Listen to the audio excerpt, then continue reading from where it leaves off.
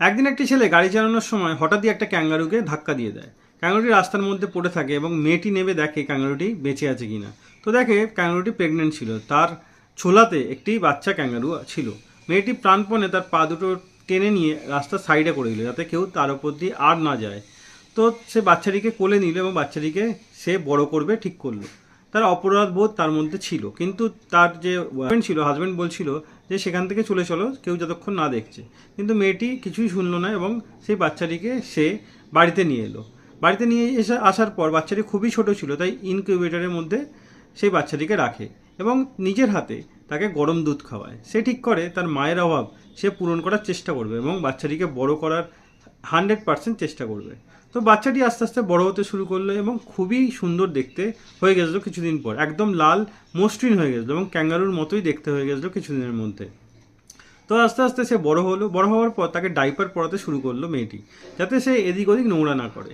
তো বাচ্চাটির সঙ্গে, সেই ক্যাঙ্গারুর বাচ্চাটির সঙ্গে সে খুব খেলতো এবং ক্যাঙ্গারুর বাচ্চাটি দুধ খেতে খুব বেশি ভালোবাসতো। প্রায় 5 লিটার দুধ পার ডে সে খেয়ে নিত। তাহলে বাচ্চাদের সঙ্গে খেলার, সে বাচ্চাদের সঙ্গে খুব খেলতো। তার মধ্যে কোনো জঙ্গলি প্রবৃত্তি ছিল না, যেহেতু সে শুধুমাত্র মানুষদের মধ্যেই সে বড় হয়েছে। সে প্রচুর বাচ্চাদের সঙ্গে খেলতো এবং বাচ্চার সঙ্গে লাফাতো।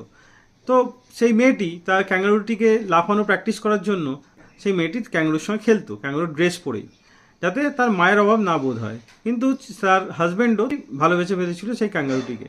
সেও মাঝে মধ্যে তাকে বাইরে নিয়ে যেত এবং সে যখন কিছু কাজ করতে যেত, ক্যাঙ্গারুটি তার পেছন পেছন যেত। ক্যাঙ্গারুটি সবসময় সেই পরিবারের সঙ্গেই থাকতো এবং ছেলেটি এবং মেয়েটি যে কাজই করুক না কেন, ক্যাঙ্গারুটি তার সঙ্গে থাকতো। ক্যাঙ্গারুটিকে আস্তে আস্তে ডগ ফুড দেওয়া তারা শুরু করলো, কারণ ক্যাঙ্গারুটি শুধু দুধ খেয়ে তার পুষ্টি তার মধ্যে হচ্ছিল না।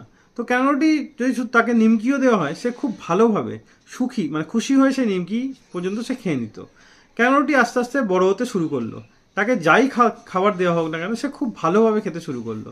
তাকে মাঝে মধ্যে মাঠেও ছেড়ে দেওয়া হতো, মাঠেও সে আরামসে নিজের মধ্যে থাকতো। কিন্তু একা বোধ করতো বলে তাকে লাম্বা একটি জানোয়ার তাকে তার সঙ্গে এনে দিল, কিন্তু তার সঙ্গে তার পটলো না। সেই জন্য মেয়েটি তার জন্য একটি মহিলা ক্যাঙ্গারু এনে দিল। তো ক্যাঙ্গারুর সঙ্গে তার খুব বন্ধুত্ব হয়ে গেল এবং তারা একসঙ্গে খেলতো, মনে হয় যে খুব অনেক দিনকার চেনা বন্ধু। তারা একসঙ্গে খেলতো এবং আস্তে আস্তে তারা বড় হতে শুরু করলো। কিছুদিন পর দেখা গেল যে সেই দুটো ক্যাঙ্গারুর প্রচুর বাচ্চা হয়েছে এবং তারা বড়ও হয়ে গেছে। তো মেয়েটি এদেরকে খুব ভালোভাবে বড় করতে শুরু করলো এবং তাদের খুব যত্ন করতে শুরু করলো। মেয়েটি প্রচুর বড়লোক ছিল বলে এতগুলো ক্যাঙ্গারুকে একসঙ্গে সে পালন করতে পারতো, কিন্তু অন্য কেউ হলে সেটা সম্ভব হয়তো হতো না। তো ক্যাঙ্গারু মানুষ এবং পশুদের মধ্যে ভালোবাসা সবসময় অটুট থাকুক। তো মেয়েটি যদি এই ক্যাঙ্গারুর বাচ্চাটিকে সেখান থেকে বাঁচিয়ে না নিয়ে আসতো, হয়তো ক্যাঙ্গারুর বাচ্চাটি